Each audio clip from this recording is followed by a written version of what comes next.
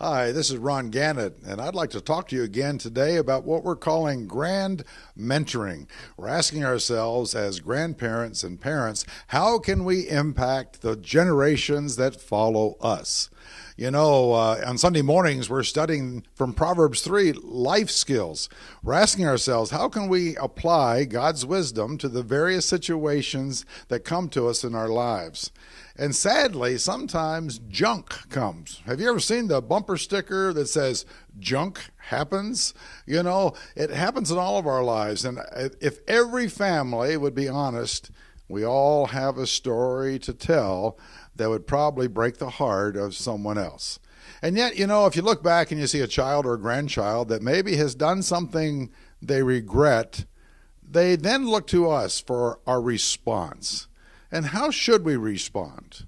Well, the typical response could be, well, we're critical, or we evaluate and compare them. Why aren't you like so-and-so? Or maybe we hold it a grudge and bring it up periodically against them. But as I look at those younger people in my life, I ask myself, what do they really need from me as a grand mentor? I think they need, one, for me to realize that I am not the parent. I'm a grandparent, and I am there to play a unique role.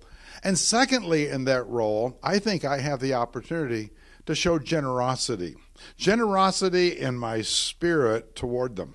One of the great examples of that is the Apostle Paul, who treated Philemon like he was one of his sons. You remember Philemon, he's a runaway slave. He was converted under the life of the Apostle Paul in Rome and sent back to Colossae to clean up with his former owner, Philemon, the sad things that he had done. And when Paul sent that man back, he went back, but he wasn't alone. Because in his heart and in his mind, the Apostle Paul was there generously with him. Paul wrote a letter that says, "This is my son. I am standing with him, and I want you to take him back." He stood up. He stood by that boy who had failed. Not only did that, but he wrote a check. He said, if you owe me any money, he owes you any money, he says, I'll take care of it. Financially, he stood by that boy. That doesn't mean we have to bail them out of every situation. But there is a generosity that maybe we as grandparents can give. But most of all, he said, this boy who has failed you, he is my son.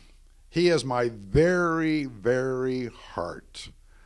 There are very few people that take that role of loyalty and generosity to some of the children and grandchildren. And maybe that's a unique role that you as a grand mentor can play. My mother had several grandchildren. And I'm sure at times we all disappointed her at times. But I remember attending my mother's funeral, and one of her grandchildren showed up, and he had made some unwise choices, sadly. And yet, as he sat there looking at my mother in the coffin, tears came to his eyes, and he said, she is the one person in my life who never, ever gave up on me.